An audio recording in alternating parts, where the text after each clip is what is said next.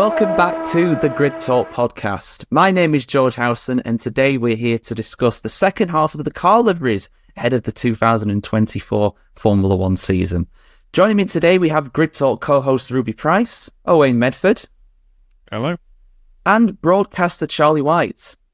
Again. But before we get into the episode itself, it's sponsor time, and today we're thanking BetOnline.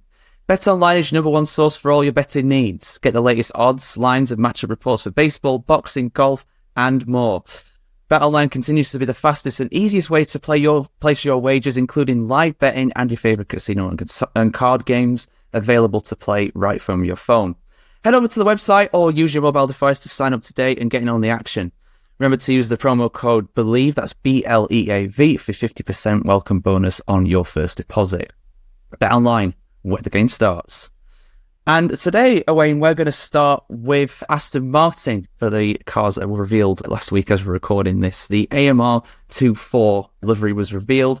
Now, I remember when Aston Martin came back to the grid in 2021, we were all really hyped to get the British Racing Green back on the grid, but that hype has severely been dampened now since then. I must admit, it looks like a distinctly drab car in my opinion, mainly because of something that we're going to talk about a lot today, unpainted exposed carbon fibre. What's your take on the Aston Martin entry for 2024? I'm not going to defend vast swaths of carbon fibre just being exposed, but I don't know what the fuss is about for the Aston Martin, to be honest with you.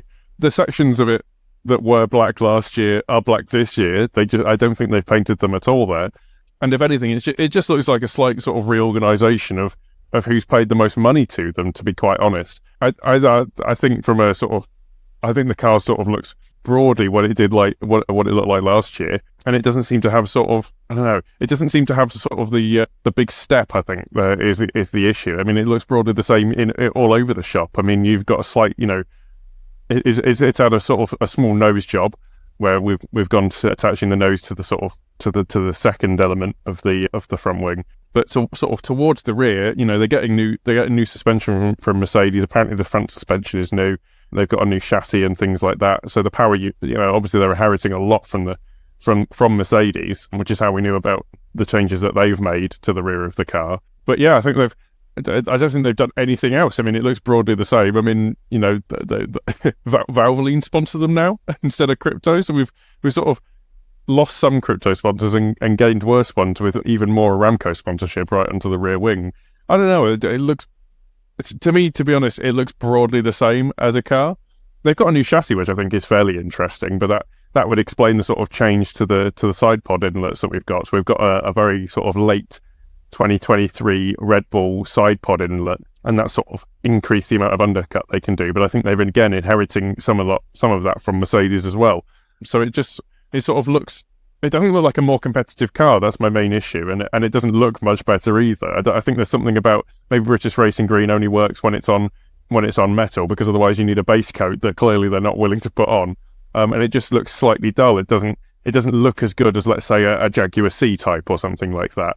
Apart from that, it's broadly I think it's fundamentally broadly the same car that we saw 12 months ago, and I don't see sort of that evolution in the livery that we've really gone for. Maybe that means that they've directed more money towards performance, but that's yet to be seen, and we'll have to see it on track to see if that really makes a difference. Yeah, and they'll be hoping that it'll be upturning fortunes, much like they had 12 months ago, obviously starting the 2023 season as probably the second best car on the grid, and the only ones really able to challenge Red Bull in those opening rounds.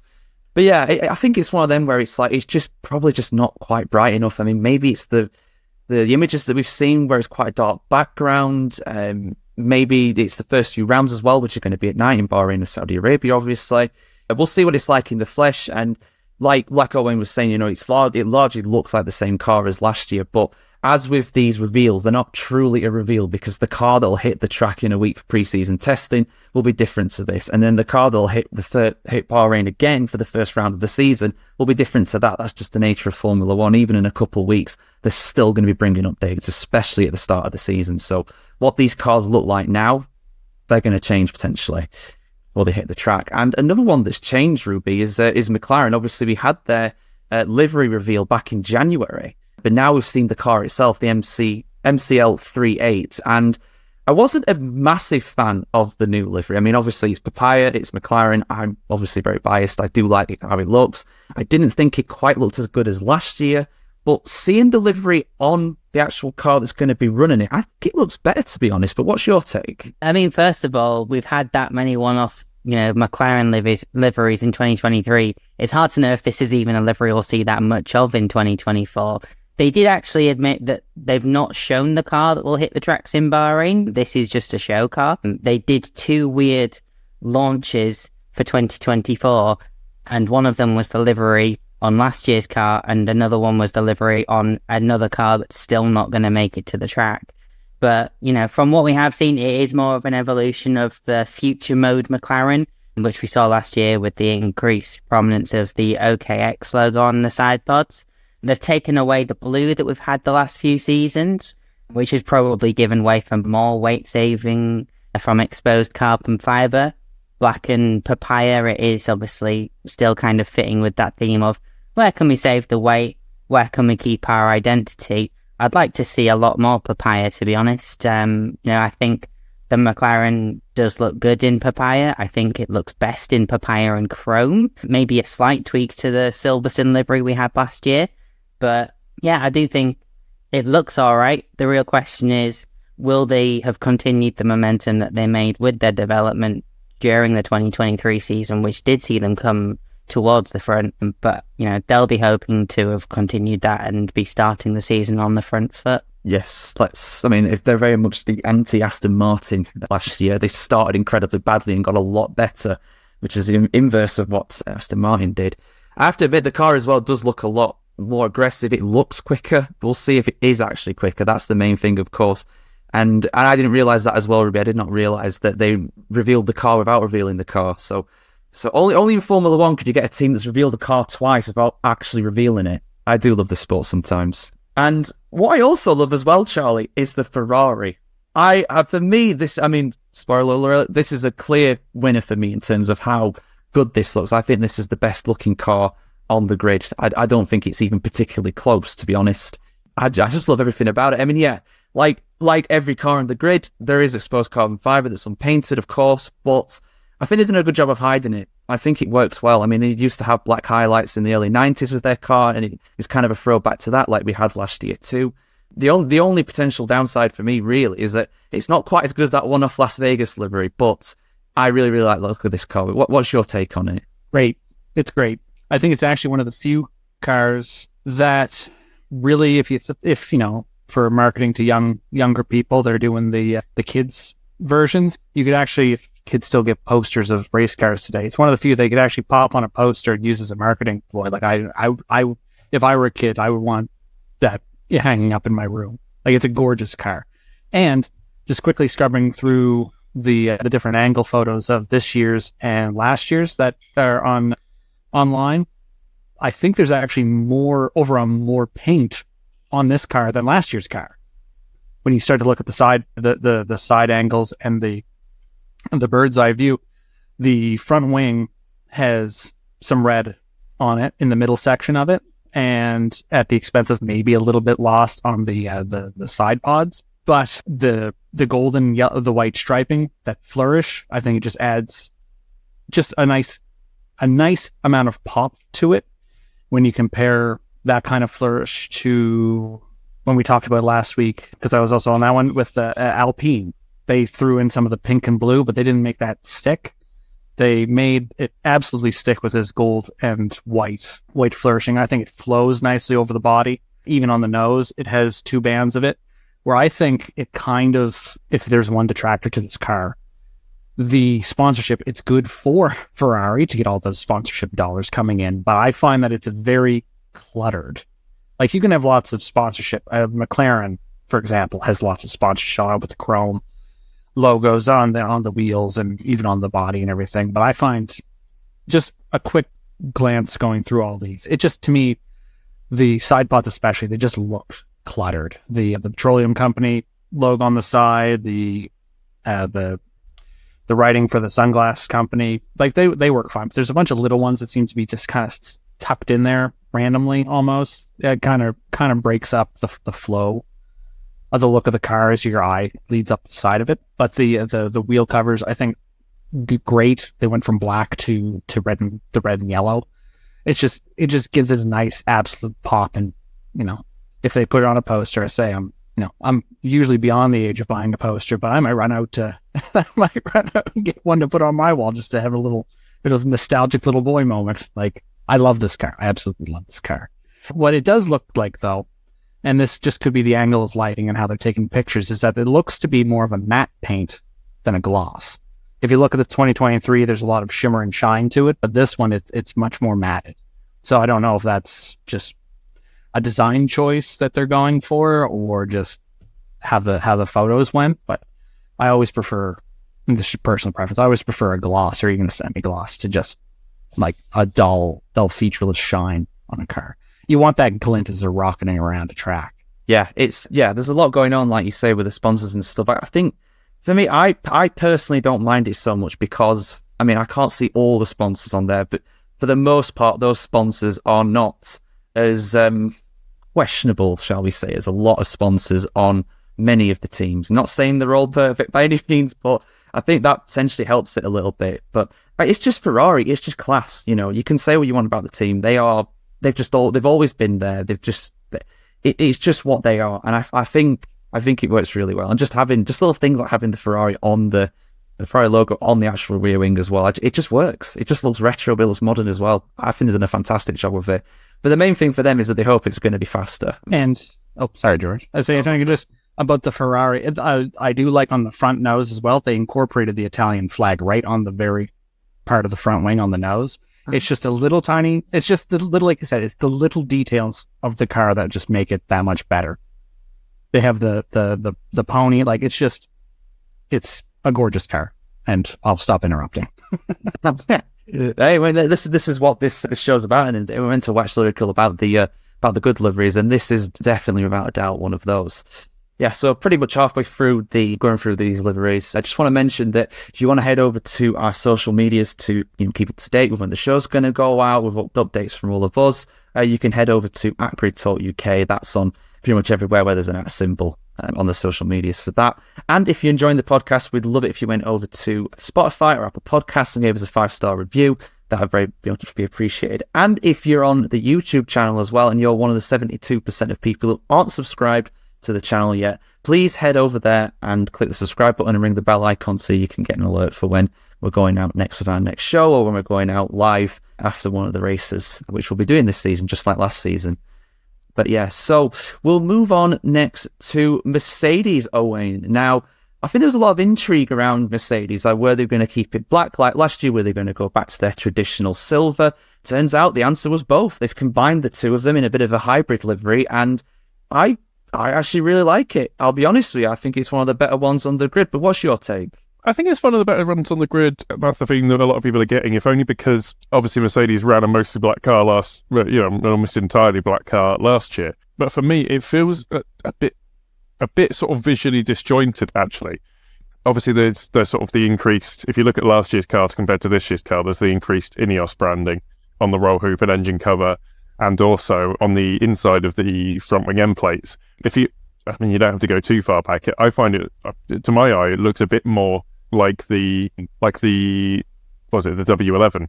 Sorry, no, not the W11, the W12, the 2021 title challenger, the Mercedes red. It looks more like an evolution of that, to be quite honest, with the silver moving away from the engine cover and instead onto the nose. So you've still got the sort of silver arrow there. That'll be obviously a vaguely arrow shape. And then you've got the Petronas blue moving up from below the side pods up onto the top of the nose, which is sort of interesting. I think Mercedes sort of tends to show that, of like that has in the past sort of shown where the airflow goes. Obviously, that means that's a stylistic choice more than anything else. It's just, I think it's just the way it flows through the car from a visual standpoint. That's why they've chosen to do that. But the issue is that they've unfortunately for me moved the Petronas blue up towards where the Ineos red goes, and to me they don't really go together quite well as a color combination. Maybe sort of Mercedes' design team is aping back to the very successful cars, the W11, the W11 and the W12. But from a technical standpoint, it's quite an impressive car. I think it's sort of it looks like they've made sort of some changes. And if you look at the render, you'll never see this, but when we've seen it out on track, we've seen that Mercedes is almost going slightly towards the outwash sort of concept and regenerating that Y250 vortex, but bending the rules so that they can do it with maintaining 4 elements and a single wire of carbon fiber off the top inboard element. But apart from that, that's all made out of vast amounts of black carbon fiber, and I think it's less egregious because we didn't really notice it with the W14, the last year's car, where only the top half was painted in black, and it took bright spotlights from in Bahrain or Abu Dhabi or under the lights in Singapore for you actually to be able to spot that tone, that difference in hue that they're using. But obviously, on a sort of damp Silverstone weekend, you can't necessarily see that. I think that's going to be a little bit more obvious this year. One thing I think the car does look like is actually it almost looks like the sort of 2005 McLaren. I don't know what I kind of personally like that. I don't know if other people will, but I think it's an interesting thing, and even down to the sort of they've bowled the main plane of the front wing as well, and I think that's working the front a little bit harder, but it does look sort of like, if you go technically through the car, it looks like Mercedes have sort of made a number of steps towards sort of getting the car to be a more consistent challenger, even if visually it's not that consistent. Yeah, I think it looks relatively interesting, and I'm excited to see it on track. Yeah, so am I. I didn't expect a hybrid kind of silver and black like that. And I think you hit the nail on the head as well. The first thought that I had was, this looks like the old, I'm not going to say what the brand was, but the old sponsor that McLaren used to have in the late 90s and early 2000s.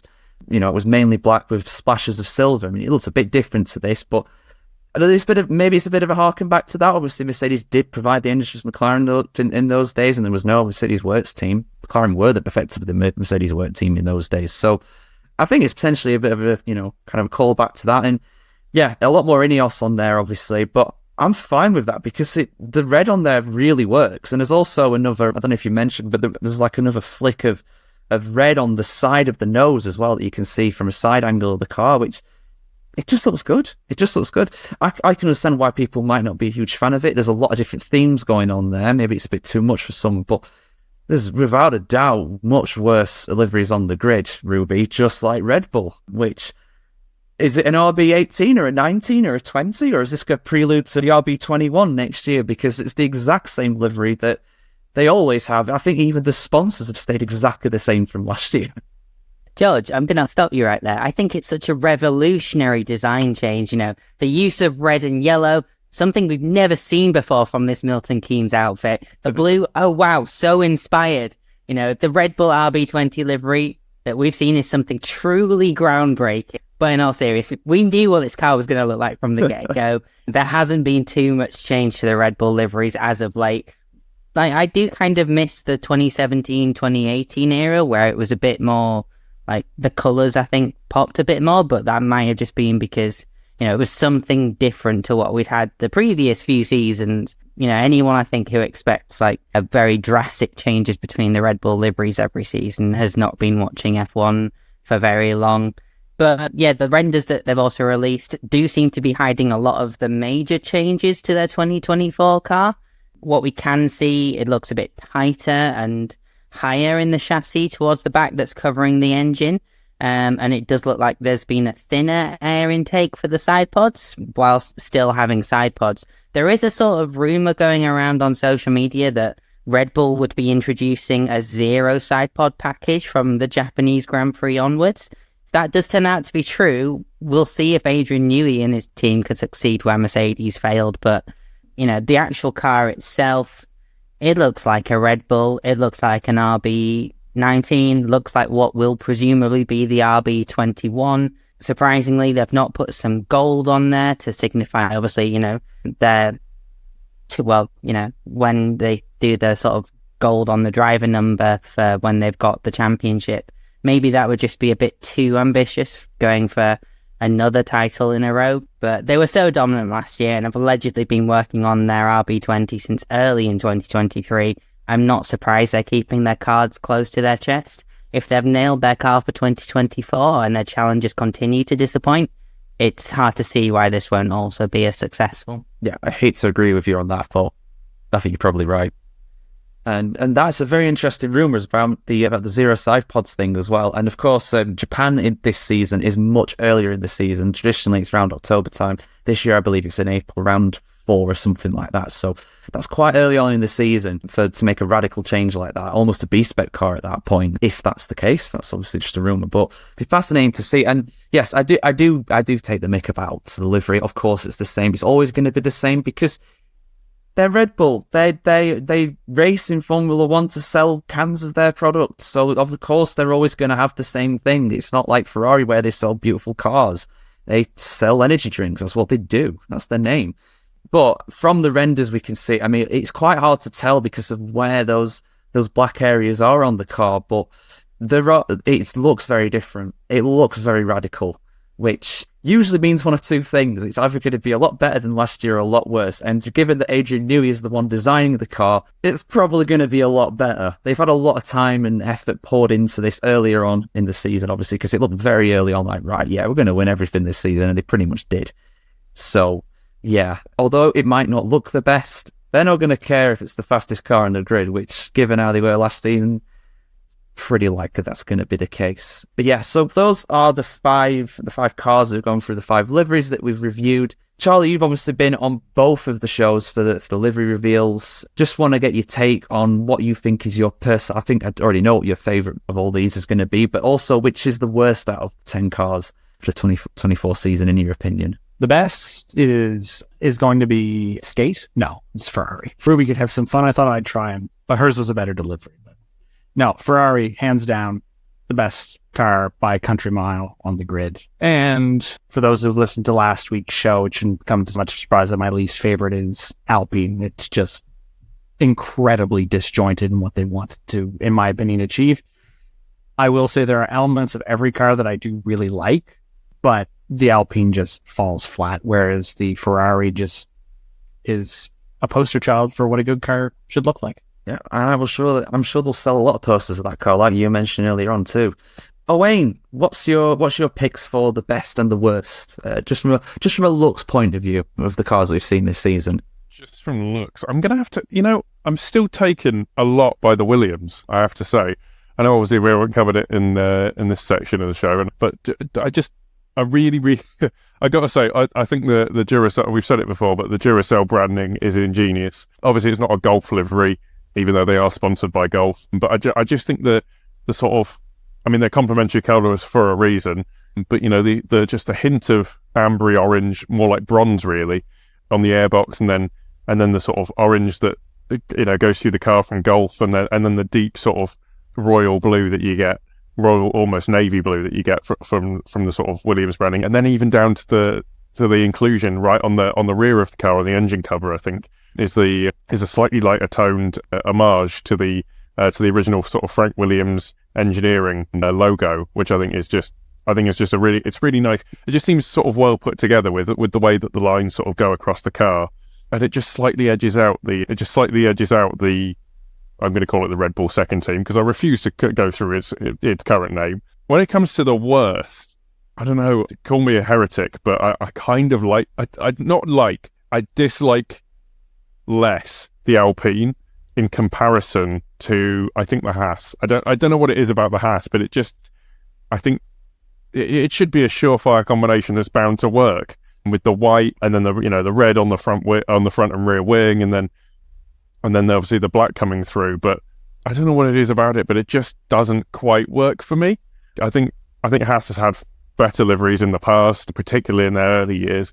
And to be quite honest, even if I think there was a concept once for sort of integrating the German flag back when Mick Schumacher drove for them, and I think that looked better. But something about, I think so much of it being black, I think, is an issue. It's less of an accent color, and I think it's the fact that it's matte paint on gloss carbon fiber is the main issue. But it just doesn't work together cohesively for me. I think that's probably going to be the one I would say is comfortably worst. Yeah, I'm with you. And then the Haas is a pretty dire livery. I mean, it should work. It really should work.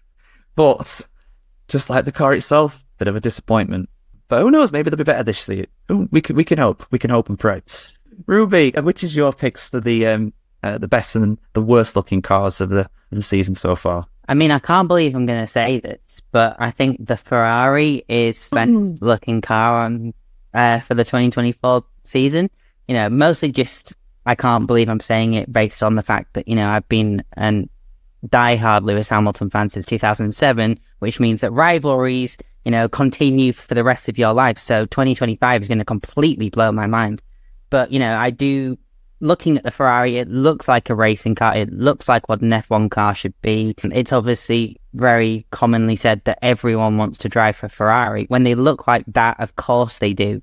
You know, the sort of pinstriping that they've got going on, the integration of like the actual drivers' nationalities and things like that as well. I really like that kind of, you know, neat little touch. It was a bit like the Mercedes last year having different driver number colours and accents depending on the team, which I don't think they're actually doing this year, at least from the liveries that we've seen from them.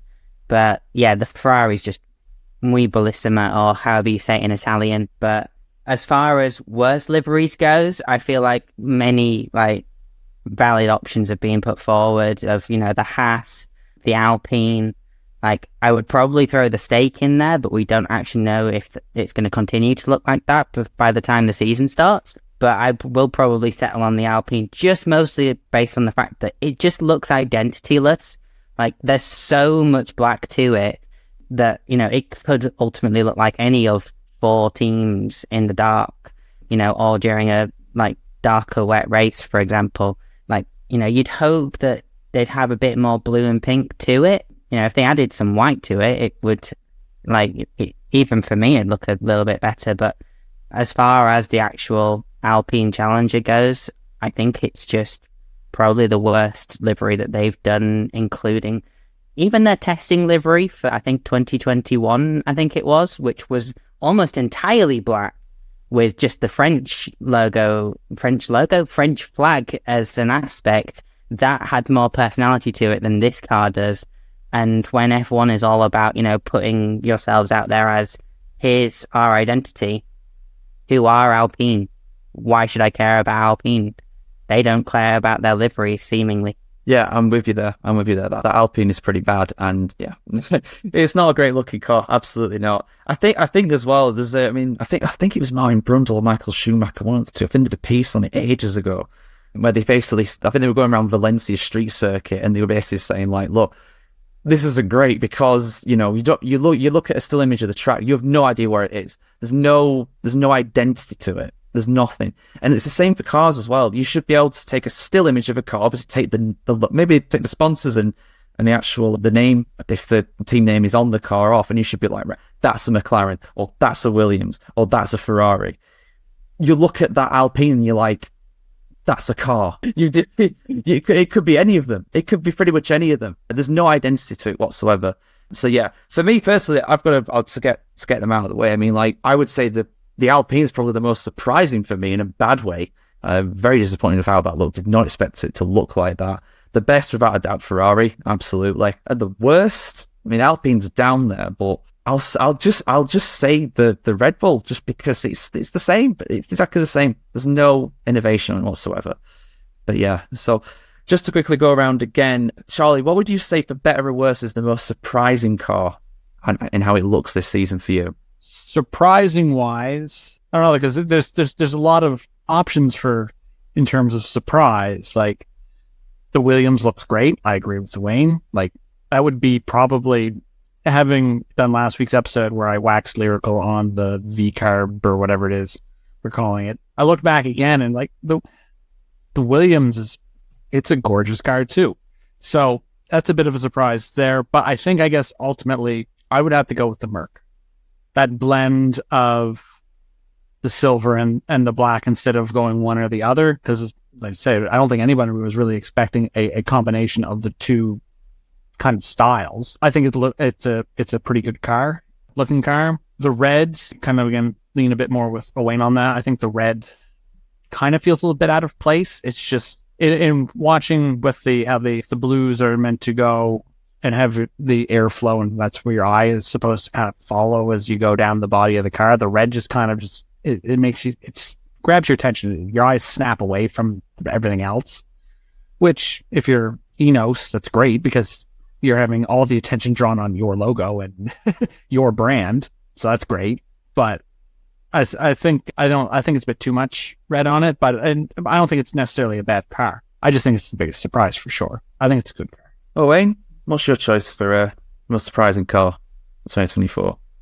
You're on mute, mate. God, it's only been 4 years. I think the most surprising car has got to be. I think it's got to be the Sauber for me. I did not expect. I don't know what it is, but neon green just hasn't really featured that much, apart from as an accent color on the Aston Martin, and for some reason, like it hasn't looked very good since the Sebastian Vettel days. But I just think it's. I don't know. It's the one that's going to. I think it's the sort of the all-black car that's going to be the most identifiable on track, probably just edging out the McLaren there. There is a surprisingly large amount of colour on there. I think Kick being the branding partner that sort of brings that to the car, so it's likely to stay. I'm just surprised they went with that. I don't know what I expected. I think I expected more of the same, but clearly they've gone visually away from the red, as that was an Alfa Romeo sort of attached thing. So I don't know why I'm surprised, but I'm surprised. I think they're just edging out the Toro Rosso sort of look of the Visa Cash App Racing Bulls, whatever else you want to call it. Because I didn't expect them to go with that. I actually expected them to stick with an AlphaTauri style livery for some reason. But yeah, it's probably the Sauber. Fair enough. Rube, what's your pick for most surprising livery? The livery that I was most surprised by, really, and I said this before we actually started recording the show, but it's the RB VD Carbo one. I think with sort of how messy a name it has as a team, and how many sort of sponsors they're trying to put together onto it, it had the potential to be very messy. I still think the sort of front angle could do with some work, but at the same time, I think from the sort of side angle, it obviously harkens back to the latter Toro Rosso days, obviously trying to build their own identity despite literally just being called RB when you take away the sponsorship elements of their team name. But I think, it could have been so much worse, and for that I am surprisingly, impressed by the livery that they've actually made for 2024. Hopefully, for the sake of the team, it's faster than 2023's car. They'll be hoping for their sake, definitely. Yeah, an absolute car crash of a name, but it does look pretty good, which is the main thing. Charlie, I mentioned at the start of the show that you're a broadcaster. Did you want to give us some details on that? I used to be a full-time broadcaster. Now I do it part-time. I have switched jobs, but if you are in Canada, I do a lot of stuff with TSN now. So watch that for your good national and more localized regional sports. But other than that, I would say, again, check out the extensive back catalog that Grid Talk has, because I used it to prep for the reveal show or the livery show last week. It was indispensable, and it's all the back shows still hold up. So well done, everybody. Well done. We'll pat ourselves on the back collectively for that. Thank you. Owain, I mentioned our social medias where you can follow Grid Talk earlier in the show. Do you want to give us some more details on those?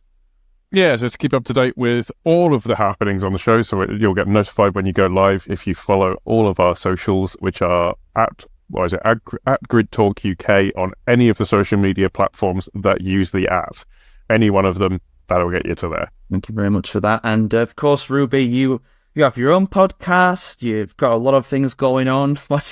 Anything you want to plug? I guess the only thing I'll plug in this scenario is just to really get in the comments if you're watching this on YouTube and let us know your thoughts on the liveries and all of that.